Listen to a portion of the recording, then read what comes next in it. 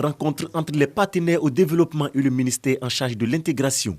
Il s'agit de mener des réflexions sur les initiatives en vue de la promotion et du renforcement de l'intégration régionale. La naissance de l'Union africaine le 9 juillet 2002 à Durban visait davantage à renforcer la coopération et une intégration accrue des États africains pour en faire le moteur de la croissance et du développement économique.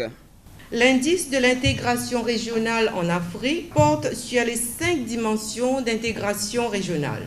L'intégration commerciale, l'intégration productive, l'intégration macroéconomique, l'intégration des infrastructures et la libre circulation des personnes.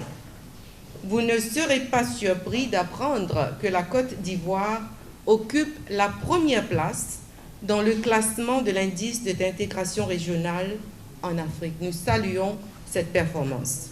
Pour le ministre Alcide Djedji, les partenaires au développement constituent un maillon essentiel dans la mise en place du plan stratégique d'intégration. Le ministère chargé de l'intégration africaine a proposé le plan stratégique de l'intégration PSI, qui est l'instrument de mise en œuvre de la vision du gouvernement en matière d'intégration en lien avec le PND. Le plan stratégique de l'intégration dresse un bilan diagnostique de l'intégration africaine et présente la place que joue notre pays dans le processus de renforcement de l'intégration. Il identifie les grands défis et expose les axes stratégiques prioritaires en matière d'intégration régionale à mettre en œuvre. Les partenaires au développement ont également réaffirmé leur soutien à la Côte d'Ivoire et entendent renforcer leurs différentes actions sur le terrain.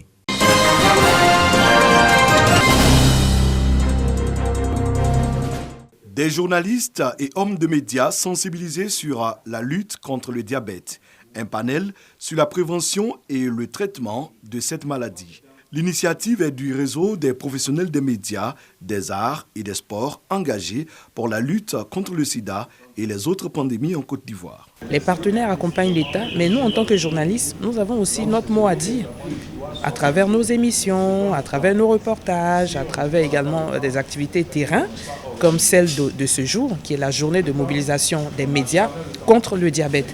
Donc il était très important pour le REP Massy d'apporter sa contribution. Nous, journalistes, on travaille vraiment pour les autres, mais on est beaucoup absorbés par notre boulot, qui est un boulot absorbant. Et on s'oublie. On s'occupe des autres, mais on s'oublie nous-mêmes le plus souvent.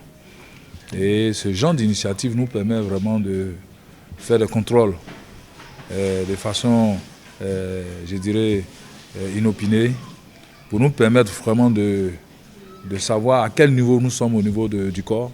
Activité physique régulière, alimentation équilibrée, réduction du stress malgré les aléas de la vie sont entre autres les conseils prodigués par des experts dans la lutte contre le diabète.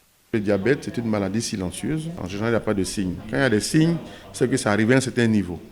Donc, il faut faire des contrôles parce que le diabète, c'est quand même la première cause de maladie du rein. La première cause de maladie des yeux aussi. Voilà. Même les maladies du cœur, le diabète est impliqué. Même les amputations des pieds, là, le diabète est impliqué. Donc, quand on est diabétique, il faut faire un suivi régulier. Prise de sang et de tension, échange avec les nutritionnistes. Une journée de sensibilisation marquée par un dépistage.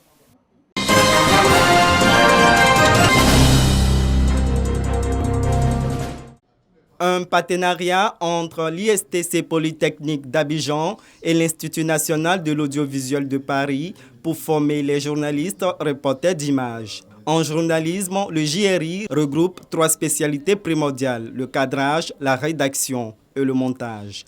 C'est une formation qui est tournée vers la pratique, c'est-à-dire que dès les premiers jours, les stagiaires seront confrontés à la création de contenu avec les outils. Il y a eu des investissements qui ont été faits, notamment par le Hub franco-ivoirien, pour acheter du matériel tout neuf.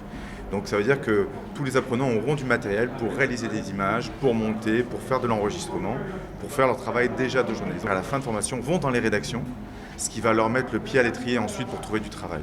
Des critères de sélection ont été établis pour cette première édition. Il y a des spécialités. Il y en a qui choisissent de faire de l'agence, il y en a qui choisissent de faire du journalisme presque tout court, et puis il y en a qui choisissent de s'investir dans le JRI, journalisme reporter d'image. Ceux-là, ils sont prioritaires, puisqu'il y a la volonté en eux de pouvoir faire ce métier dans leur carrière. Donc ceux-là sont les premiers que nous retenons pour pouvoir bénéficier de cette formation, au même titre que des professionnels qui arrivent des rédactions et qui voudraient aussi renforcer leurs capacités. Cette formation d'une durée de 100 jours va s'étendre du 22 novembre 2021 au 1er mars 2022 dans les locaux de l'ISTC Polytechnique avec des formateurs de l'INA de Paris.